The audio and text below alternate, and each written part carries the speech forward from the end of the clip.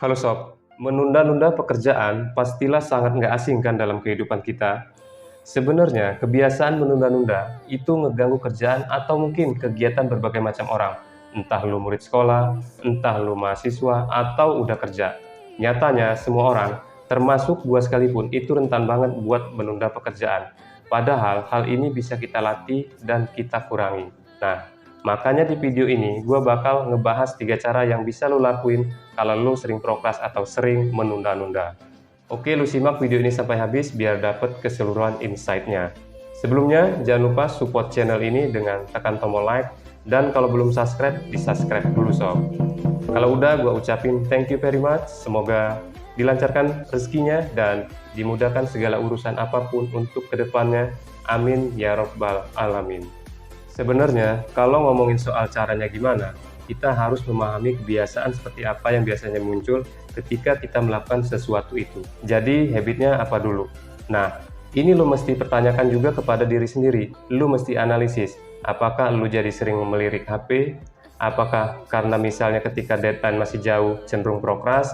Atau kayak ketika lo pengen mulainya, dalam hati lo bilang, nanti ajalah. Nah, ini lo harus tahu kebiasaan menunda-nundanya karena apa? Karena tiap orang itu beda-beda.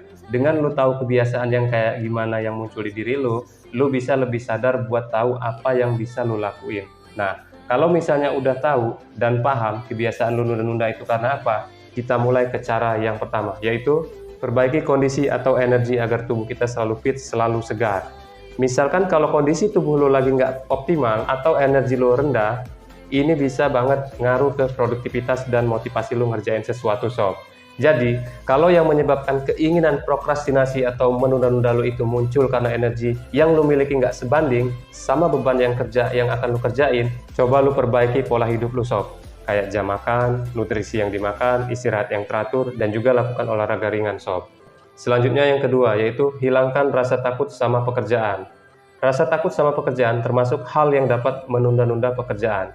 Misalnya lo ada tugas buat nulis esai misal 3000 kata yang sekilas banyak banget. Nah, bisa jadi orang yang jarang nulis itu suka takut atau ragu, bisa nggak ya selesai tepat waktu. Akhirnya apa?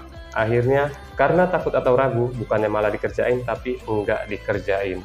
Kalau misal masalahnya kayak gini, cara supaya lo nggak nunda-nunda, nggak takut dengan tugas atau kerjaan yang dirasa lumayan banyak, dapat dengan cara di breakdown dulu sob kerjaan lo. Atau istilah gampangnya dicicil dalam kurun waktu yang sudah ditentukan dengan komitmen yang kuat. Atau juga bisa pakai teknik Pomodoro, yaitu ngerjain tugas atau kerjaan dengan fokus maksimal dalam waktu yang udah lo tentukan. Selanjutnya yang ketiga, yaitu pastikan sekeliling lo itu bersih dari gangguan fisik ataupun digital yang bisa mendistraksi. Karena kalau misalnya lo ke distraksi, kemungkinan potensi menunda kerjaan jadi tinggi banget. Bersih dari distraksi dari gangguan fisik, misalnya kebersihan area kerja atau area belajar. Biasanya ada yang berantakan dan penuh dengan barang, mungkin banget jadi sumber distraksi. Karena otak kita itu memang udah diprogram buat suka hal yang rapi dan teratur. Makanya, kalau kita lihat yang berantakan, kadang ke distrak. Mungkin lo ingat waktu lo kecil, selesai mainan tapi nggak diberesin. Dan akhirnya lo dengar kata-kata nyokap, rumah berantakan kayak kapal pecah. Nah, itulah contoh kalau otak manusia suka hal yang rapi, nggak suka yang berantakan. Misal kalau kita ngeliat cewek cantik atau cowok ganteng yang rapi, biasanya kita lebih suka kan ngelihatnya. Kurang lebih kayak gitulah sob. Makanya bikin meja kerja lo, meja belajar lo ganteng atau cantik juga sob. Sebelum mulai kerja atau belajar, pastikan aja area udah bersih atau seenggaknya buat lo nyaman sob. Kalau gangguan digital misal notifikasi, lebih baiknya di-off-in aja dulu notifikasi, kecuali notifikasi penting. Maksudnya, penting ini adalah WA beberapa orang tertentu yang lo anggap sangat penting. Karena ini rentan banget bikin kita terdistraksi sob. Apalagi kalau kita dalam kondisi yang nggak optimal buat ngerjainnya. Apalagi notif-notif dari misalnya yang nggak penting banget. Contoh SMS operator. Mungkin kalau nggak sampein soal paketnya habis, promo paket, dan sejenisnya. Kan sebenarnya nggak terlalu urgent.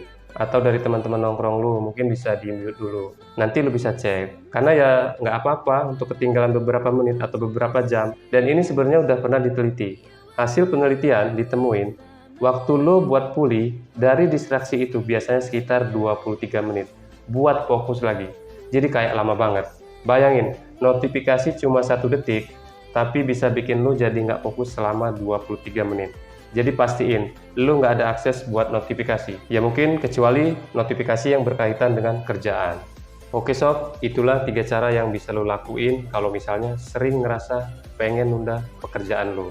Yang pertama, cek kondisi atau energi lo kenapa lo sering prokras. Yang kedua, hilangkan rasa takut dengan kerjaan. Yang ketiga, pastikan di sekeliling lo bersih dari gangguan fisik atau digital.